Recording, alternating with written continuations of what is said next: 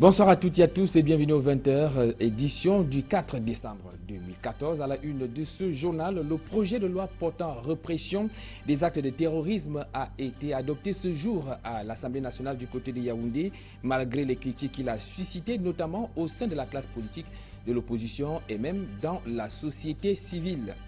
La corruption se porte plutôt bien dans notre société malgré les différents organes de lutte mis en place par les pouvoirs publics. Les habitants de la ville de Douala, certains rencontrés, disent qu'ils la pratiquent pour obtenir facilement des services dans les différentes administrations publiques. Nous allons suivre leur réaction dans ce journal. Que reste-t-il du panafricanisme aujourd'hui après la disparition de ses précurseurs, entre autres le président Kwame Nkrumah, le président Thomas Sankara ou encore le président Muammar Kadhafi? Pour répondre à cette préoccupation, je vous donne rendez-vous dans la deuxième partie de ce journal. Un panafricain militant pour l'intégration régionale est notre invité.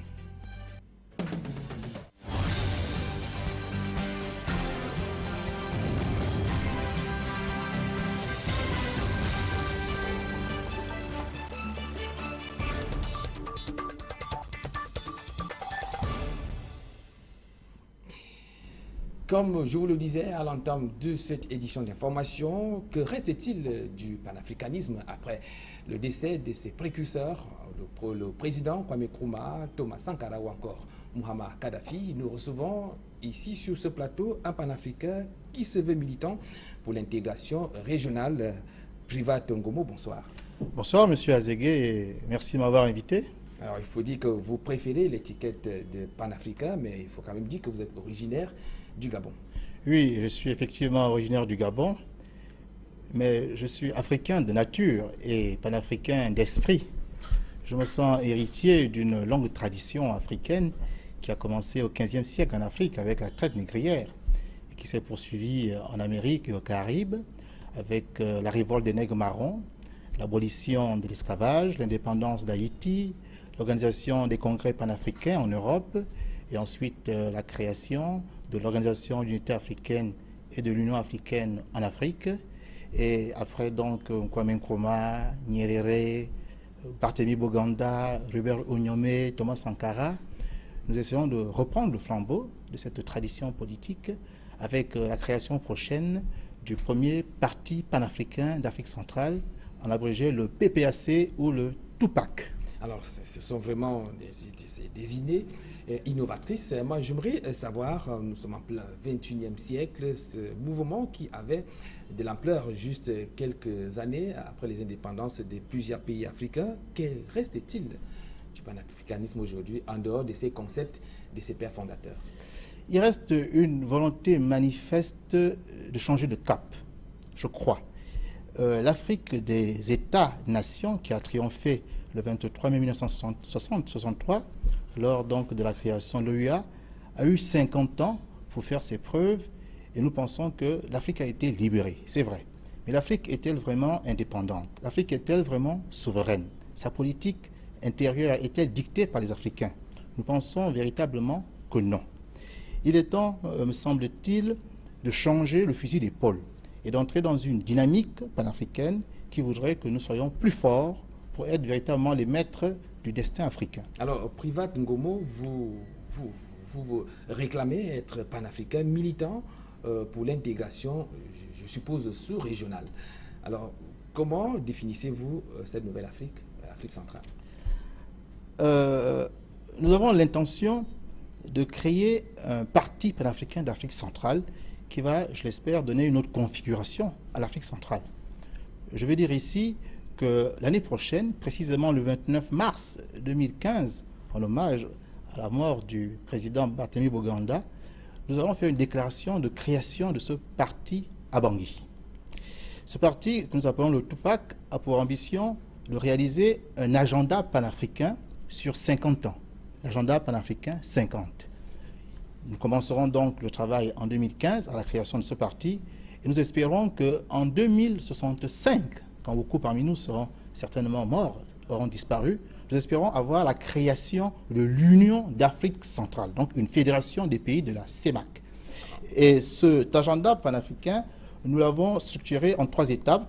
La première étape constitue le même marché commun. Il faut donc amener le Gabon et la Guinée équatoriale à entrer dans le marché afin qu'il soit effectif. Nous voulons également une citoyenneté centro-africaine ou sémacienne ou sémaciste, je ne sais pas le terme qu'il faudra utiliser. Après cette première étape du marché commun, il nous faudra une deuxième étape, c'est-à-dire l'harmonisation des politiques nationales sur la défense, sur la sécurité, sur les affaires étrangères et sur la politique finance et monétaire.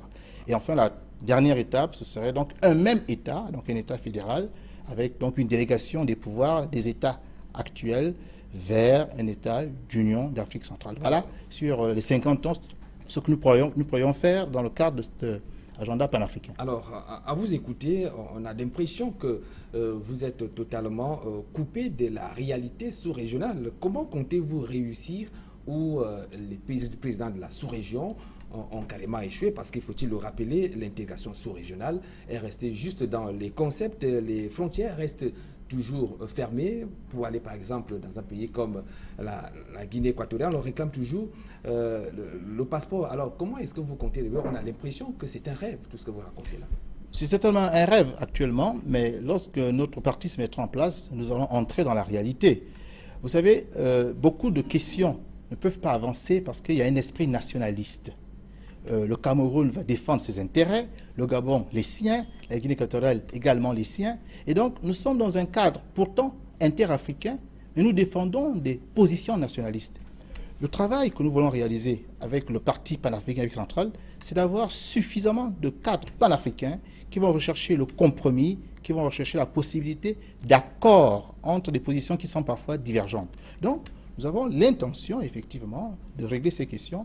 Ça va nous prendre beaucoup de temps, mais nous voulons surtout descendre la dimension des chefs d'État pour toucher les populations. Et un parti politique agit sur le terrain. Alors, Privat Ngobo, vous parlez de nous. Nous, il s'agit de qui exactement? Vos militants, vous allez les recueillir dans quel pays, dans quelle sous-région? Comment est-ce que vous allez faire? Est-ce qu'il existait déjà les militants de cette idéologie, de cette idée de l'Afrique centrale? Oui, ils existent.